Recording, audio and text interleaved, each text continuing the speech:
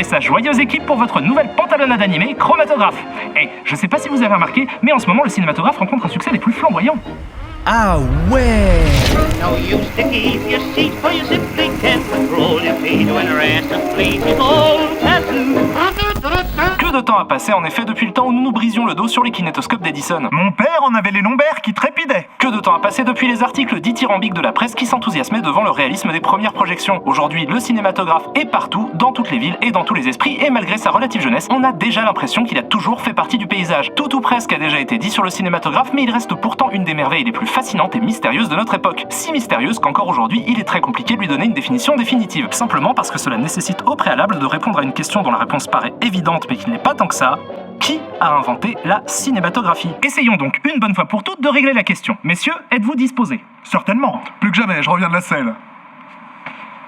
Mesdames. Donc, Grandma's Reading Glasses ou La Loupe de Grand-Maman en français est un film britannique sorti en novembre 1900 aux États-Unis et réalisé par George Albert Smith, ancien hypnotiseur et télépathe qui est surtout connu pour avoir été le gérant des jardins St. Anne's Well, dans lesquels il organisait de nombreux divertissements tels que des séances de lanternes magiques, des appareils qui permettent de projeter sur une surface plane des images peintes ou photographiques. C'est un moyen coûteux mais indispensable pour égayer n'importe quelle soirée. Ça, c'est un catamaran. Incroyable, c'est incroyable. Smith commence à faire des films en 1897 et c'est 2 ans plus tard qu'il fait construire un studio consacré au cinématographe avec l'aide financière de Charles Urban, un autre réalisateur britannique. C'est bien urbain de sa part. Vous préférez l'habitat rural ou l'habitat urbain? Non. Il a depuis réalisé de nombreux films tels que Le baiser dans un tunnel, Ce qu'on voit dans un télescope ou encore le film qui nous intéresse aujourd'hui, La loupe de grand-maman. Que nous allons redécouvrir ensemble de ce pas. Non. Alors, La loupe de grand-maman nous raconte l'histoire d'un enfant qui prend la loupe de sa grand-mère pour regarder des objets autour de lui, un article de journal, le mécanisme d'une montre, un oiseau en cage, l'œil de sa grand-mère, un petit chat, et c'est la fin de La loupe de grand-maman de George Albert Smith. Donc, plein de choses à dire, évidemment. D'abord, ce qui saute aux yeux. Les sujets sont bien représentés, les mouvements sont très réalistes et le cadre est bien choisi. De ce côté-là, rien à dire, c'est de la belle ouvrage. Mais alors pourquoi vous parlez de ce film plutôt que d'un autre? Tout simplement parce que ce film est, selon moi, l'inventeur de la cinématographie. Cela a de quoi surprendre puisqu'à la question qui a inventé le cinématographe, la plupart des gens répondraient sans sourciller les frères Lumière en 1895. Eh bien, la plupart des gens ont tout à fait raison. Un peu d'histoire. Le terme cinématographe désignait au départ un appareil, je cite, photographique instantané pour l'obtention automatique et sans interruption d'une série de clichés analytiques du mouvement ou autre. Créé en 1892 par Léon Bouly, un inventeur français. On n'a jamais vu l'appareil en question fonctionner, mais le nom cinématographe a été racheté par les frères Lumière 3 ans plus tard, le 13 février 1895, lorsqu'ils déposent le brevet de leur spectaculaire invention. Ce qui fait qu'on peut effectivement dire que le cinématographe a été inventé par les frères Lumière en 1895 et la première projection publique a eu lieu le 28 décembre 1895, boulevard des Capucines à Paris. Sauf que ma question n'était pas de savoir qui a inventé le cinématographe. Si. Non. Ma question était de savoir qui a inventé la cinématographie.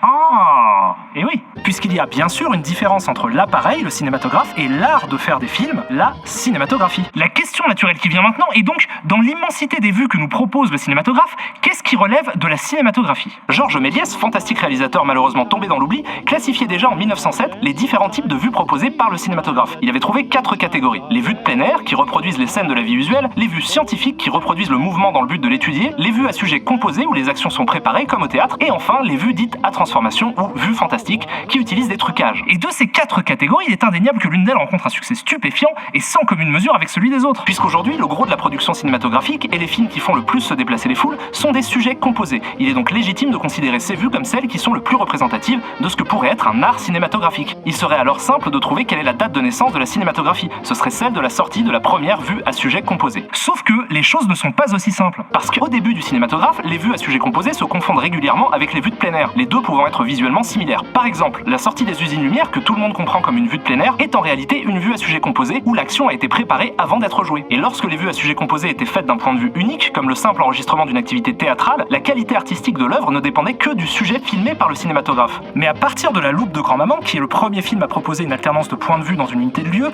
la qualité du film ne dépend plus de ce qui est montré, mais de la façon dont c'est montré, c'est-à-dire la façon dont l'espace est découpé puis recomposé dans le temps. C'est ça la spécificité de la cinématographie. C'est ça qui fait sa suprématie sur toutes les autres formes d'art, bref, c'est ce qui fait l'art cinématographique. Merci George Albert Smith, merci grand-maman, merci les amis et merci à vous de nous avoir suivis et à bientôt pour un nouveau Chromatographe.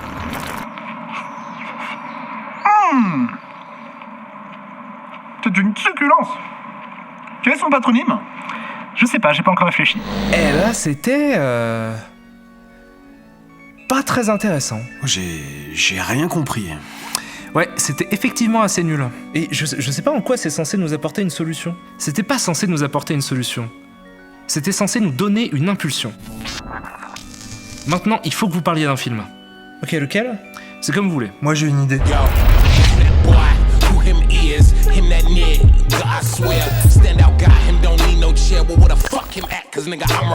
Alors, Carnosaur est un film d'horreur / science-fiction américain sorti le 21 mai 1993 aux États-Unis, produit par l'inénarrable Roger Corman, adapté du roman éponyme d'Harry Adam Knight et réalisé par Adam Simon, scénariste et réalisateur américain responsable de Brain Dead sorti en 1990 avec Bill Pullman et Bill Paxton, et qui n'a rien à voir avec le Brain Dead néo-zélandais de Peter Jackson, sorti 2 ans plus tard, qui a dû être renommé Dead Alive pour sa sortie aux États-Unis. À ne pas confondre avec Dead or Alive, Dead or Alive, Dead or Alive 2, Dead or Alive Final, Wanted Dead or Alive, le film, pas la série, Wanted Dead or Alive, Hell's Fury Wanted Dead or Alive, Dinosaur Dead or Alive, Hitler Dead or Alive, Alive or Dead, More Dead Than Alive, The Dead Are Alive ou encore Dead or Alive. Ils l'ont appelé comme ça pour pas qu'on se trompe. En plus de ça, Adam Simon a aussi participé à l'écriture de Bones, un film de vampire avec Snoop Dogg qui joue le vampire, ce qui me fait cocher une case supplémentaire sur ma fiche. Snoop Dogg peut être qui il veut et il t'emmerde Diesel, juste au-dessus de Rasta, Catcher, Cowboy, Navi, le comte de Sesame Street. Que se passe-t-il? Pourquoi? Qui sommes-nous? GPS. In 200 yards. Turn right. Et quel est cet étrange vaisseau à la dérive qu'on appelle Terre? Bref, on n'est pas obligé d'aller beaucoup plus loin dans sa filmographie pour se rendre compte que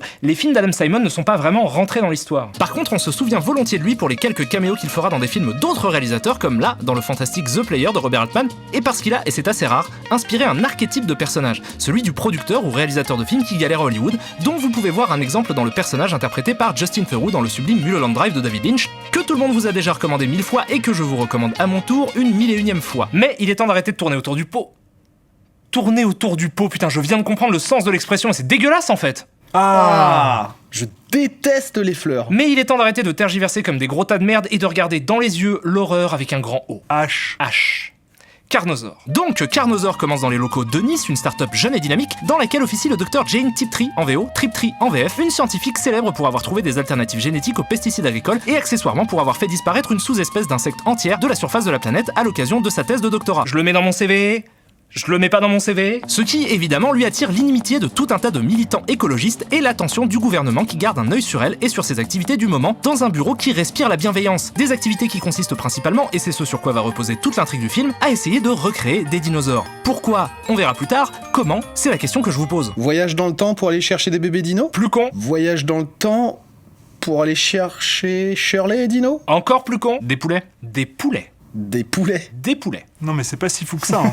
Des poulets à qui on a injecté de l'ADN d'autres animaux pour en faire des dinosaures. Mais non, c'est un peu des chickenosaurus quoi. Non mais sérieusement, quel connard peut imaginer... Le paléontologue Jack Horner et les biologistes Bart and John Boulard de Yale et Ara Tabzanoff d'Harvard. Ils ont réussi à faire régresser des embryons de poulets pour leur faire retrouver leurs dents. C'est probablement ce qu'il y a de plus proche d'une recréation de dinosaures par l'homme dans l'histoire de la science. Science et Avenir a fait un article là-dessus, ils appellent ça le Chickenosaurus.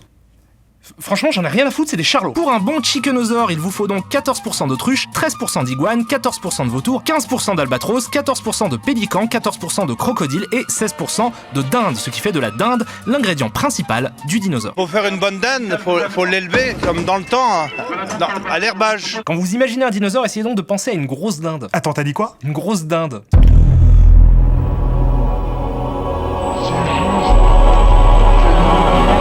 Bref, l'idée de Tiptree est de recréer des dinosaures, et évidemment, de telles manipulations génétiques ne sont pas sans conséquences. La principale étant... la recréation de dinosaures. Et très vite, un des poulets génétiquement modifiés pond un œuf anormalement gros, d'où sort donc un dinosaure extrêmement agressif avec d'une part les autres poulets, et d'autre part les employés de Purex, élevage de poulets. Purex, élevage de poulets. Et célèbre fabricant de cadottes. De quoi?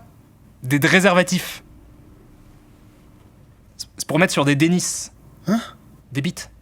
T'es flippant. Que le bébé dinosaure attaque avec la fureur d'un petit chien. Parce que c'est très clairement un petit chien. J'adore ce film. Eh ben, pour l'instant, moi aussi, aléatoire personnage bourré, ça nous fait un point en commun. Je préfère une bonne bouteille à une lobotomie totale. Ah, mais comme moi! Toi aussi t'as des lunettes de soleil qui apparaissent et disparaissent aléatoirement? C'est comme si on était frères! Non, bon, en fait, ce personnage qui s'appelle Doc travaille comme gardien pour Eunice. Et un soir, dérangé dans ses activités quotidiennes par des bruits étranges, il arrive à capturer Troche, une militante écolo qui s'inquiète du tripatouillage génétique du docteur Tiptree. Elle réussit malgré tout à s'échapper en profitant de l'alcoolisme de son geôlier. Il est saoul. Il est bleu. Et sympathise avec ce dernier le lendemain quand il refuse de la poucave au shérif de la ville. Ce qui fait de lui, ma foi, un chic type, un brave gars et le héros par défaut du film parce qu'on fait ce qu'on peut avec ce qu'on a et quand tout ce qu'on a c'est un gardien de nuit alcoolique avec un tractopelle, on lui enfile mitaine et bandana et roule ma poule, on a un couple de gentils sans saveur. Pendant ce temps, une bande de cool kids joue aux Smashing Pumpkins dans une jeep au milieu de la pampa et échange une mort rapide et spectaculaire. Merde! On a failli bouffer du caillou, les copains! Contre une mort lente et douloureuse dévorée par un poulet mutant pendant une pause pipi d'une élégance rare. Vous comprenez, l'heure est grave. N'importe quoi. Puisque désormais, n'importe qui peut se faire bouffer par un poulet mutant en liberté. Essayez de prononcer cette phrase sérieusement, vous allez voir, c'est pas évident. Et malheureusement, nous n'avons à opposer à cette insoutenable violence aviaire que des héros à la compétence toute relative. Dévoré, dévoré. Il a dit qu'il va être dévoré. Il a dit quoi? Il délire, ça doit être la souffrance. Oui, la souffrance qui vient de son corps, qui a visiblement été dévoré. Bref, c'est la merde, des personnages se font déchiqueter dans tous les sens et on apprend que le docteur Friperie est en fait une grande malade qui non seulement veut recréer des dinosaures, mais en plus en a déjà un à qui elle donne ses employés en pâture.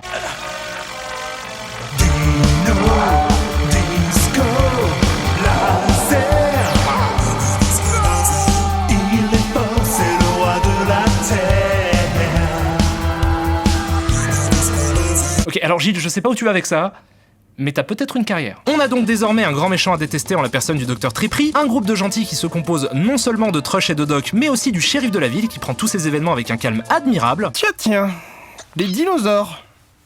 Dans mes œufs. Et un petit tas de personnages secondaires qui serviront de chair à mâchoire, tels que lui, interprété par Clint, la mort en espagnol Howard, le frère de Ron Howard, qui se balade dans une batterie de poulets en mangeant du poulet et se fait tuer par un dino-poulet. C'est la situation classique de l'arroseur arrosé. Tiens d'ailleurs Rosé, il faut pas que t'oublies de te mettre un peu de pommade de temps en temps quand même. C'est même pas une rougeur, ça va partir tout seul. Et il faut croire que ce spectaculaire torrent d'entrailles et de grimaces ne suffit pas pour éponger la soif du docteur Trip, qui lance donc la deuxième phase de son plan diabolique, car oui, il y a une deuxième phase qui consiste à... Accrochez-vous. C'est fait. Remplacer les humains par des dinosaures en tuant toutes les femmes du monde après qu'elles aient accouché d'un dinosaure parce que selon elles, la planète a été faite pour les dinosaures. Tout cela me dérange. Parce que autant je peux comprendre cette envie d'éradiquer l'espèce humaine, autant je trouve ça super injuste de placer des dinosaures au-dessus de nous. Déjà parce que je vois pas pourquoi la Terre serait plus faite pour eux que pour nous. À ce tarif-là, on peut aussi conclure que c'est la planète des bactéries parce qu'elles étaient là avant, mais aussi parce que, à part être des dinosaures, moi je trouve qu'elles ont pas grand-chose d'exceptionnel ces bestioles. Non, attends, c'est pas ce que je voulais dire. C'est très cool à regarder les dinosaures, y a pas de souci, pose ce flingue. Non, ce que je veux juste dire, c'est qu'ils ont pas beaucoup de mérite, quoi, dans le sens où tout ce qu'ils faisaient de leur journée, c'était dormir et manger. Ce que Jérémy fait déjà très bien simultanément. Bref, ce plan, selon moi, c'est pas très réglo. Voyons ce qu'en pense le héros de l'histoire. Alors vous voulez rendre notre planète aux dinosaures? On peut le formuler ainsi. C'est génial, vraiment fabuleux. Un parc d'attractions immense. Un parc d'attractions ? Non, tu confonds un parc d'attractions avec le Mésozoïque. C'est parce que les mots se ressemblent. Qu'est-ce que vient foutre l'idée d'un parc d'attractions dans ce film ? Bref, pour mettre à exécution son terrible plan, il faut que les femmes visées par le virus consomment des œufs venus de Purex. Élevage de poulet. Je vous rappelle quand même que les œufs en question ont cette gueule-là. Qui mange ça ? Personne. Et Trush, l'héroïne du film, finit par se retrouver elle-même contaminée, ce qui pousse Doc à essayer de trouver un sérum pour la soigner. En parallèle à tout ça, les militaires menés par Elikaku, grâce à leur perspicacité flamboyante, leur amour sans faille pour le coca et leur talent de sage-femme inouï, c'est un garçon, perce à jour les machinations de cette connasse déglinguée. Qu'y a-t-il eu en premier, l'œuf ou la poule? C'est l'œuf cosmique. Et déclenche par conséquent le code bleu, qui est en médecine le code d'urgence de l'arrêt cardiaque. Mais ça n'a rien à voir. Mais vous avez appris un truc. C'est alors que, révélation, on comprend que le décompte qui dure depuis le début du film, Heure H moins 66 heures. était l'ultimatum de la mise en application du mystérieux code bleu. C'est malin, hein, parce qu'il y avait vraiment le mystère du « c'est quoi ce truc ?» Attendez. Cellules infectées pour 1,070 000 ? Ça fait beaucoup. Short de longue histoire, comme disent les Américains, tout cela nous amène très bientôt à la fin du film, évidemment, mais entre-temps, on a quand même droit au docteur Crêperie qui se sacrifie pour donner naissance à un autre dino...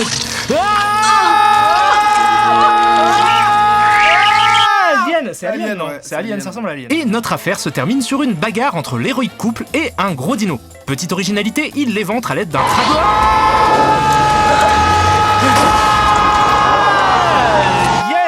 Aliens. Oui. Les gentils gagnent, le dino est vaincu, le méchant du film gît dans une mare de son propre sang, et Doc réussit à contacter des secours qui arrivent en un rien de temps. Eh ben je crois qu'on a tous appris quelque chose ensemble aujourd'hui. On a appris que, quels que soient les problèmes qu'on rencontre dans la vie, quelles que soient les embûches que l'existence place sur notre chemin avec l'ironie nihiliste d'un enfant pervers qui arrache les ailes des mouches, que ce soit un caillou dans la chaussure ou un terrible virus qui tue toutes les femmes du monde après qu'elles aient accouché d'un dinosaure poulet, on pourra toujours compter sur des autorités compétentes qui mettront leur vie en danger pour nous venir en aide. Oh toi, symbole d'un monde plus sûr, œil bienveillant, abri de lumière, pose sur nos épaules tremblantes d'inquiétude ta main de sérénité et qu'à jamais brille ton cœur de diamant sous le plastique d'or de ta combinaison anti-contamination.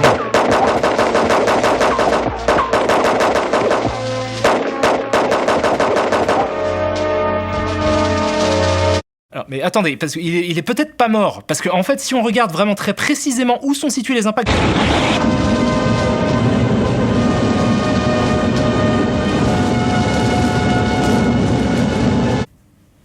Ok, reste-t-il un peu d'espoir à quelqu'un ?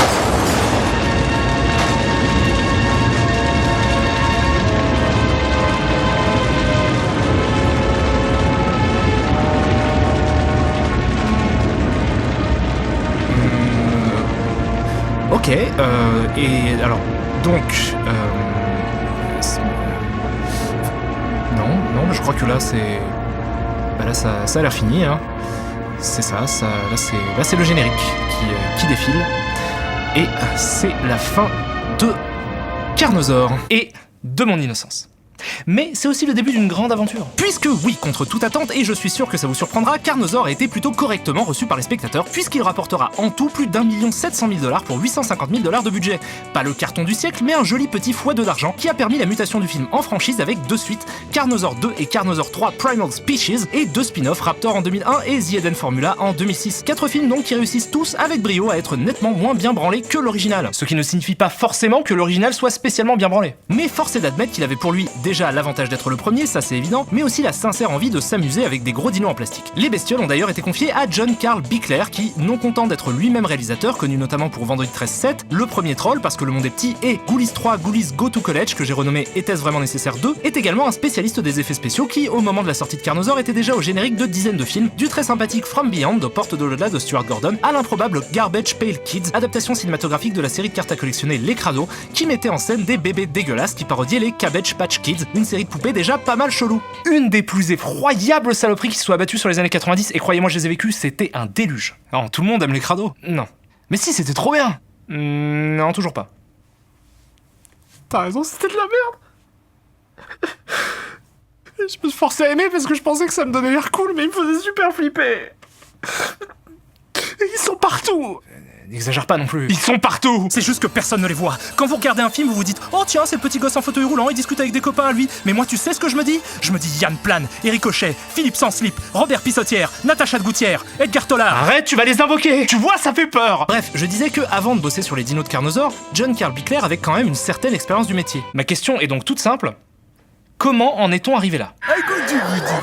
Eh ben, la raison principale, comme souvent, est d'ordre pécuniaire et étant donné le faible budget du film, Bickler a dû faire l'intégralité de ses trucages en seulement 10 semaines et que 10 semaines, pour ça, c'est simplement pas assez pour avoir un rendu complètement convaincant. Que voulez-vous ? C'est la vie. Ceci étant dit, je salue sincèrement la tentative. Parce que même si la plupart des plans font bader, je me dis qu'avec un peu plus d'astuces dans la façon dont ils sont éclairés, cadrés et montés, on aurait pu avoir un résultat à peu près correct. Et puis de toute manière, si on veut comprendre pourquoi le film est ce qu'il est, on va devoir arrêter de s'intéresser à des problèmes cosmétiques pour essayer d'aller un peu plus dans le fond des choses. Préparez-vous donc à un petit voyage dans le passé. Comme je le disais au tout début de l'émission, le film est adapté d'un livre, Carnosaur, écrit en 1983 par Harry Adam Knight. Eh bien, il s'avère que ce roman a une genèse assez particulière que je suis sur le point de vous raconter dans 3, 2, 1, go! Ok, alors notre histoire commence en 1983 lorsque Harry Adam Knight, lui, engage une conversation avec Alan Jones, pas lui, parce qu'on n'a pas trouvé de photo, donc on a les mines de Tom Jones, un de ses amis et collègue journaliste spécialisé dans le cinéma, qui revient tout juste d'un voyage à Hollywood et qui lui explique que les dinosaures allaient être le prochain truc à la mode au cinéma parce qu'il avait vu plein d'images de dinosaures un peu partout dans les studios. Ni une ni deux, Harry gribouille un synopsis, écrit un livre et le fait publier l'année suivante en 1984, persuadé que la réussite commerciale du livre était assurée par des dizaines de films de dinosaures qui sortiraient en même temps. Spoiler!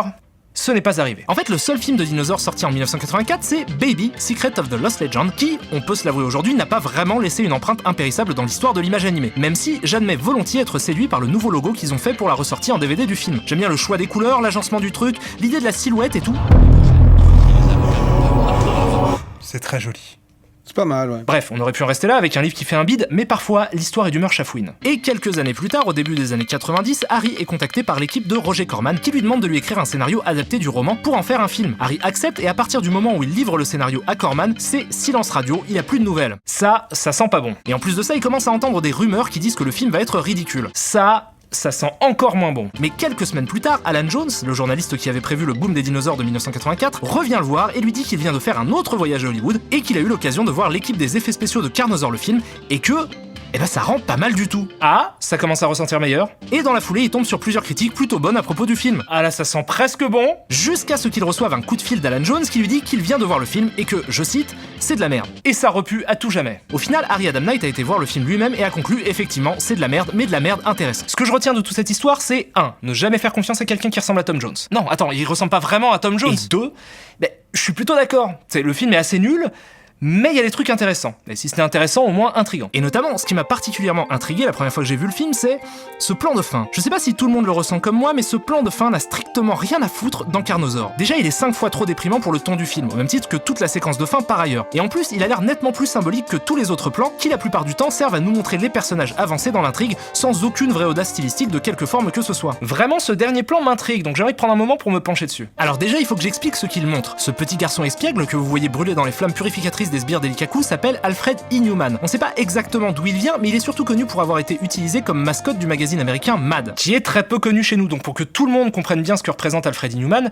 je vais vous expliquer d'où il vient. En 1947, le jeune William Gaines hérite de EC Comics, la maison d'édition de bande dessinée de son père, mort dans un accident de bateau. La maison d'édition publie à l'origine des bandes dessinées éducatives pour les petits, et William Gaines décide de changer cette politique pour s'orienter vers un public adolescent, et commence donc à publier tout un tas de comics d'horreur et de science-fiction qui, non content d'être toujours super cool à lire aujourd'hui, rencontrent à l'époque un franc succès auprès de la jeunesse. Ce qui est souvent mauvais signe. Quelques années plus tard, en 1954, le psychiatre Frédéric Wertham publie le livre Seduction of the Innocent, qui est consacré à l'idée que les comics sont nocifs pour la jeunesse. Pire, qu'ils sont une importante cause de délinquance juvénile. En 2010, les sources qu'il a utilisées comme base à son livre ont été rendues publiques et on a pu se rendre compte qu'il avait manipulé, exagéré, falsifié des données pour prouver la dangerosité des bandes dessinées. Mais à l'époque, le livre a fait un peu de bruit, suffisamment pour être utilisé par le récemment créé sous-comité sénatorial des États-Unis sur la délinquance juvénile, qui s'en est servi comme argument pour attirer l'attention sur les dangers supposés des comics. Et ça a marché, puisque le battage médiatique autour du sujet a forcé l'industrie à s'auto-censurer en créant le CCA pour Comics Code Authority. Le principe est très simple, avant de sortir votre BD, vous devez la faire lire par un comité qui décide si oui ou non elle est conforme à un certain nombre de règles.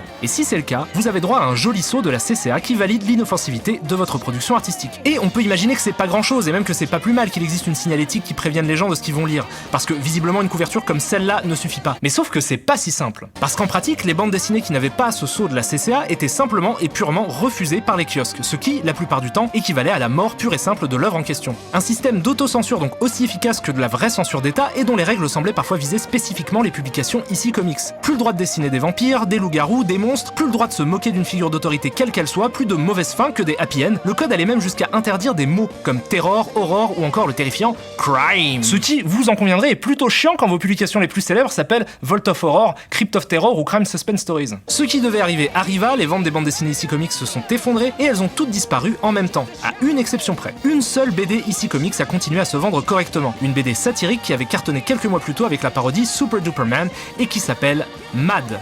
Et qui s'appelle Ryo Loco en la Cabeza, qui à l'époque donc était une bande dessinée, et dans le but de conserver son indépendance et d'échapper à la CCA, elle a été transformée en magazine, puisque la CCA ne concernait que les comics. Et c'est ainsi qu'est né le magazine Mad. Ce qu'il faut bien comprendre, c'est que depuis, Mad est devenu une institution, rencontrant un immense succès outre-Atlantique pour son irrévérence. Pour la blague, là vous pouvez voir une photo de George Bush qui tient un numéro de Mad qui contient les 20 trucs les plus cons de l'année 1999, dont il fait lui-même partie. Le magazine a eu un impact gigantesque sur un paquet d'artistes américains, et même en France, des magazines comme Fluide Glacial s'en sont inspirés. Et tout ce que je viens de vous raconter, cette lutte contre la censure, cette irrévérence face à l'autorité, est contenu symboliquement dans le visage d'Alfred Inhuman, qui brûle à la fin de Carnosaur. La question logique est donc, pourquoi ce visage brûle-t-il à la fin de Carnosaur ? Et avant de poursuivre, je préfère vous prévenir que ce que je vais dire tient de l'interprétation personnelle et que j'ai aucune source qui me prouve que c'est vrai. J'ai toujours imaginé que, à un certain degré, Tous les films parlent un peu de cinéma. Ce que je me dis, c'est que les films sont faits par des gens qui font des films.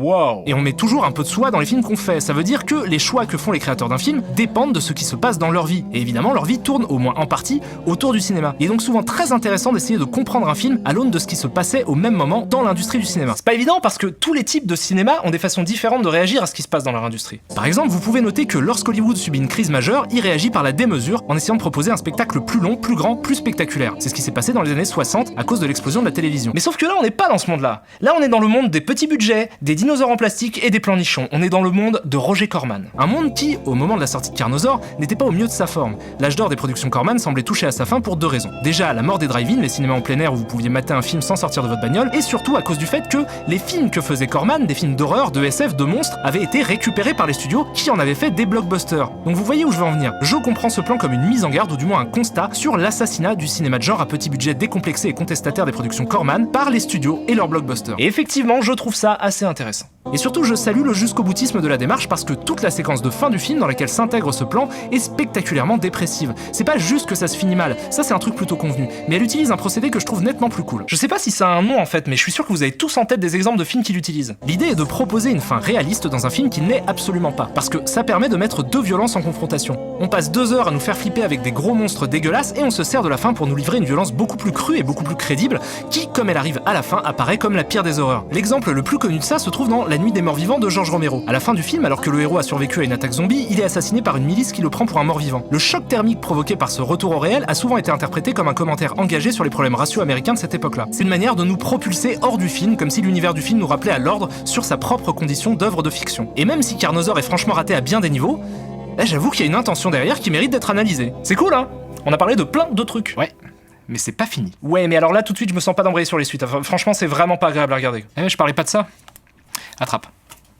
Waouh! Le DVD de Carnosaur, bah t'es gentil, mais je l'ai déjà en fait. Lis. Un parc? Un parc? Pourquoi un parc? C'est quoi le lien qu'ils font tout le temps entre les dinosaures et les parcs?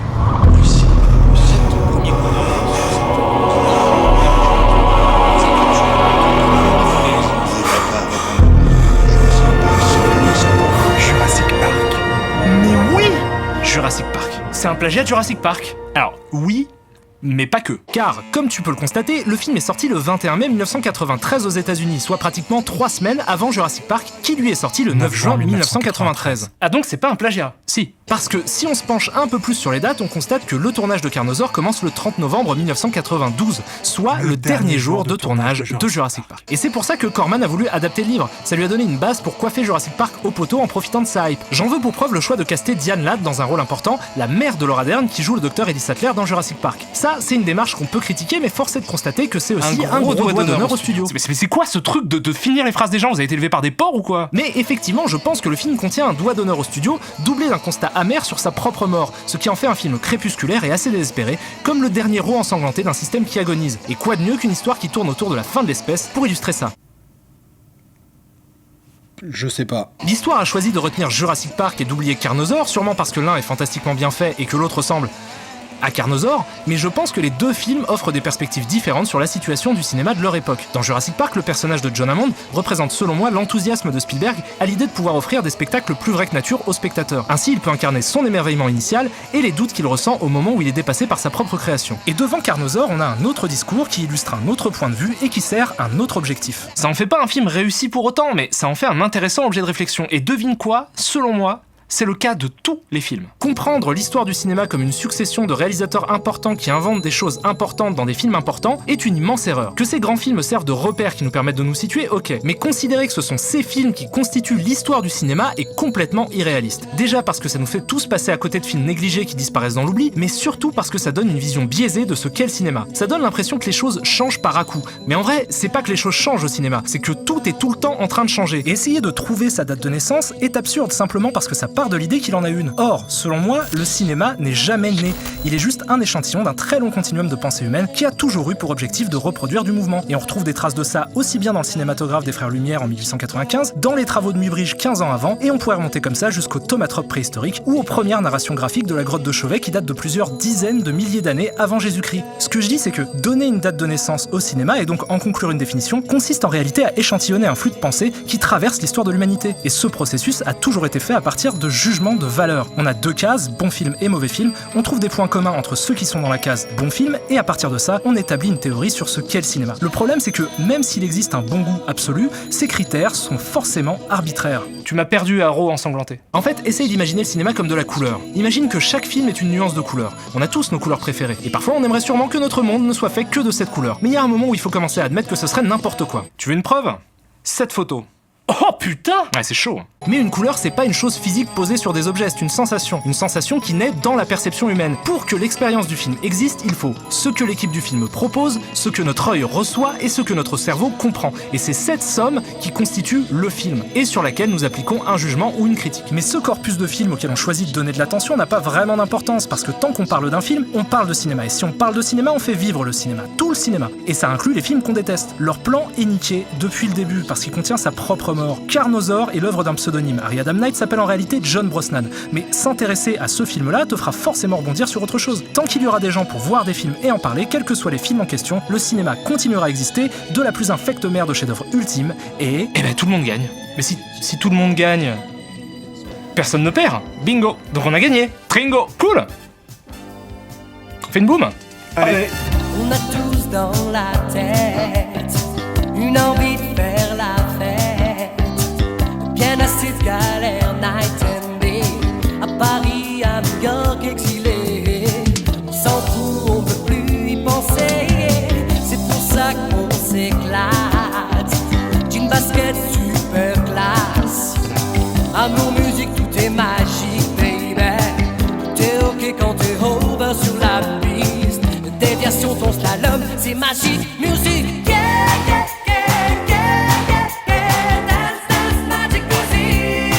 Et quand tu glisses sur la piste, dance, dance, magic music. Eh les connards! Oh putain, c'est Jérémy 1! Jérémy 1! Vieille branche! Bon, j'ai été envoyé par notre grand maître... Splinter! Non, notre grand maître... Ça n'a pas d'importance. Parce que aujourd'hui j'ai compris des trucs. J'ai compris des trucs sur les héros ensanglantés et le kaku. Quoi? C'est pas ça ce que je voulais dire, c'était... J'ai un cadeau pour toi.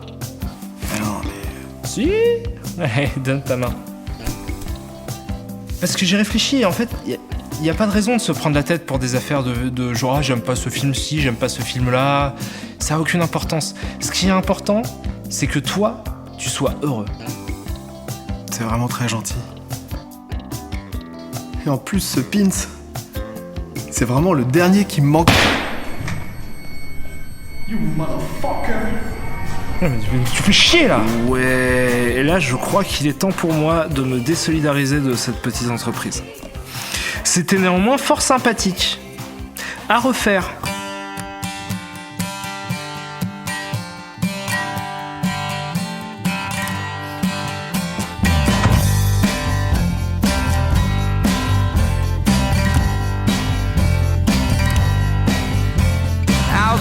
My papa's son wandering out a smoking gun. Now some of you would live through me and lock me up and throw away the key, or just find a place to hide away and hope that I'll just go away. But I feel alright. I feel alright tonight. I feel alright. I feel alright tonight.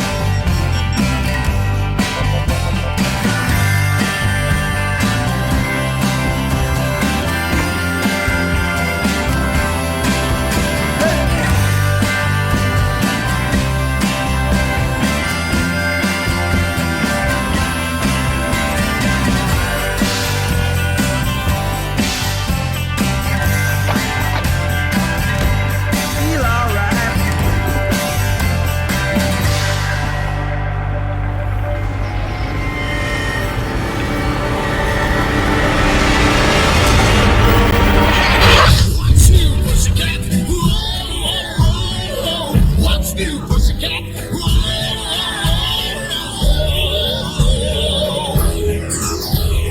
Pussycat, pussycat, you're so thrilling and so willing to care for you. So go and make up your big little pussycat eyes. Pussycat, pussycat.